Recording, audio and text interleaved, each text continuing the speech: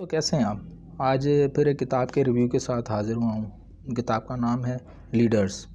सदर Richard Nixon की ये किताब है। ये अमेरिका के 37वें सदर थे और इसमें इस किताब में उन्होंने मुख्तलिफ़ लीडर्स के साथ जो उनकी मुलाकातें रही हैं उसका ज़िक्र उन्होंने किया, उनकी खुसूसियात बयान की हैं। सर विंस्टन चर्चिल से उन्होंने शुरुआत की है, जो दूसरी जंग अज़ीम के दौरान बरतानिया के वज़ीर आज़म थे और ये लिखते हैं कि अगर वो वज़ीर आज़म ना रहते बरतानिया के दूसरी जंग अज़ीम में तो शायद बरतानिया दूसरी जंग अज़ीम हार जाता। उनकी जो सियासी बसीरत थी वो बरसगीर को अभी जो 1947 में आज़ादी दी वो इस हक़ में नहीं थे। वो कह रहे थे कि कुछ साल, एक दो साल छोड़ा जाए और हम उस पर मेहनत करें और उसको लोगों को सिखाएं और उसके बाद जो है ना, लोगों को, जो गरीब लोग हैं उनको हम इंडिपेंडेंट करें तो फिर जाके कुछ बेहतर होगा। और वो अपनी जो सोच थी उसमें वो काफ़ी हद तक ठीक थे। उनका ये जो जुमला है कि अगर हम इनको आज़ाद कर देंगे तो इनके जो गरीब लोग हैं वो बरतानिया की आज़ादी से निकल के फिर इनके जो अमीर लोग हैं उनके ग़ुलाम हो जाएंगे। तो बहरहाल ही वॉज़ क्वाइट राइट। अच्छा, विंस्टन चर्चिल के बाद जो है वो चार्ल्स डी गाल का है, जो फ्रांस के थे सरबराह। ये ज़्यादातर जो है वो दूसरी जंग अज़ीम, उनका ज़माना भी यही बनता है। तो दूसरी जंग अज़ीम में जो लीडर उस वक्त मौजूद थे दौरान में या बाद में, जो जापान के लीडर्स थे जिन्होंने बरतानिया को, जापान को बनाया, उनका भी इसमें ज़िक्र है। उसके बाद नेहरू का इसमें ज़िक्र मिलेगा। उसके बाद आपको जो है वो इसराइल की वज़ीर आज़म गोल्डा मायर का ज़िक्र मिलेगा। उस गोल्डा मायर के ज़िक्र को पढ़ने के बाद जो मेरा अपना एक व्यू बना कि जितनी भी लीडर्स हैं अब भी, ख़वातीन लीडर्स जितनी भी हैं सरबराहान मुमलिकत, वो शायद ज़्यादा अच्छा परफॉर्म कर रही हैं जितने भी मर्द हजरात हैं उनकी निस्बत। क्योंकि जो भी अभी बरतानिया, इसकी जर्मनी की जो चांसलर है एंजेला मर्केल है, उसको देख लें आप, या न्यूज़ीलैंड की जो सरबराह हैं उनको देख लें, या जो बाकी भी ममालिक हैं जिनकी ख़वातीन सरबराहान अभी तक जितनी भी रही हैं, उन्होंने शायद अच्छा परफॉर्म किया है जितने भी, क्योंकि अब भी अक्सरियत जो है वो दुनिया में मर्द हजरात की ही है जो लीडर्स हैं। तो बहरहाल जो उनके दौर में इसराइल ने काफ़ी तरक्की की और वो बड़ी ही दर्द दिल रखने वाली ख़ातून थी और उन्होंने काफ़ी आगे लेके गई थी इसराइल को। और वो छोटी से छोटी जो बात होती थी उसको भी वो अपने नोटिस में लाना चाहती थी और वो उसका जो है वो मदावा करती थी। तो लोग जो है वो उनके गिरविदा थे और उसी लिए उन्होंने उनको वज़ीर आज़म बनाया था।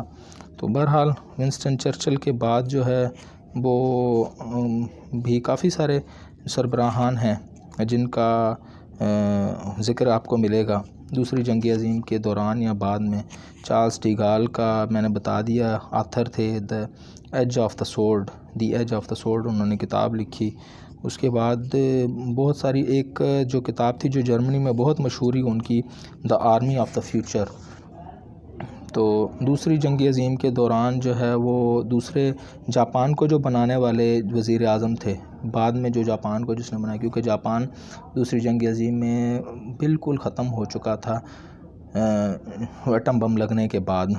तो वज़ीर आज़म जो थे मैकआर्थर, उन्होंने काफ़ी इसको, जापान को जो है वो अच्छे तरीके से, योशीदा जापान का था वज़ीर आज़म जिसने जापानी कौम को रिवाइव किया। और चांसलर,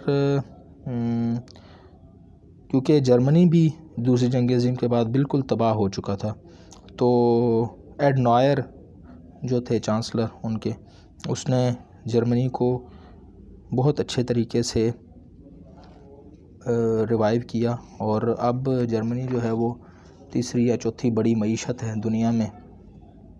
और इसी तरह और काफ़ी सारी नवाबादियात थी जिनके लीडरान के साथ इनकी गुफ्तगू थी, तो जिसमें इन्होंने सुइकार्नो, जवाहरलाल नेहरू, नेक्रोमा, घाना का जो वज़ीर आज़म था, ये सारा इनका ज़िक्र किया है।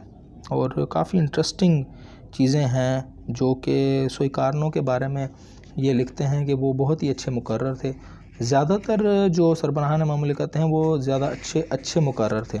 तो वो इतने अच्छे मुकर्रर थे कि जब वो तकरीर करते थे लोगों पर सहर तारी हो जाता था और लोगों उनकी तकरीर जो है वो सुनते थे। बाज़ औक़ात बारिश भी हो रही थी तो भी लोग जाते नहीं थे, उनकी तकरीर सुनते थे।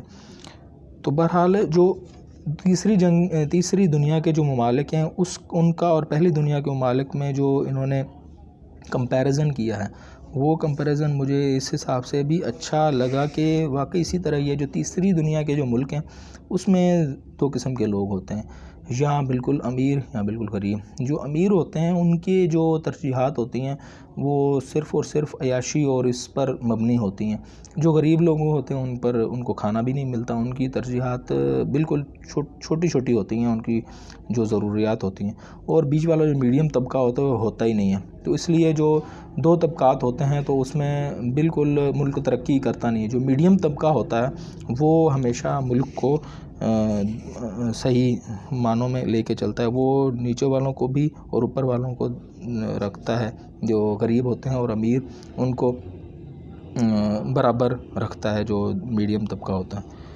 वो बहरहाल इसमें चीन के जो वज़ीर आज़म थे उनका भी ज़िक्र मिलेगा आपको। तो ये उनकी किताब जो उन्होंने पूरी अपनी ज़िंदगी में जितने लीडरान से मिले हैं सारों के बारे में जो उनके खुसूसियात जो चीज़ें उन्होंने देखी हैं, जो उनका अपना तज्ज़िया था उनके बारे में, उसके बारे में ये किताब लिखी है। ये आपको उर्दू ट्रांसलेशन में मिल जाएगी। इकबाल हैदर भट्ट ने इसको ट्रांसलेट किया। ये किताब गो के बड़ी थी, 350 सफ़े की और छोटी छोटी राइटिंग में लिखी हुई है, तो इसको पढ़ने में टाइम लगता है। लेकिन बहरहाल जब मैंने इसको शुरू किया किताब को तो पढ़ते हुए फिर मुझे ऐसा नहीं लगा कि शायद मुझे देर हो रही है या मज़ा नहीं आ रहा या इंटरेस्ट मैंने खो दिया किताब में। इंटरेस्टिंग किताब है और आपको तारीख़ का भी बहुत ज़्यादा पता लगता है इस किताब में। और दूसरी जंग अज़ीम जो है वो एक बहुत बड़ा सानहा था और उसके बाद जो दुनिया चेंज हुई है वो अगर दूसरी जंग अज़ीम ना होती तो शायद इस तरह दुनिया चेंज ना होती जिस तरह मुल्क अलहदा हुए और ये वो। बहरहाल किताब को पढ़िएगा। वीडियो देखने का शुक्रिया।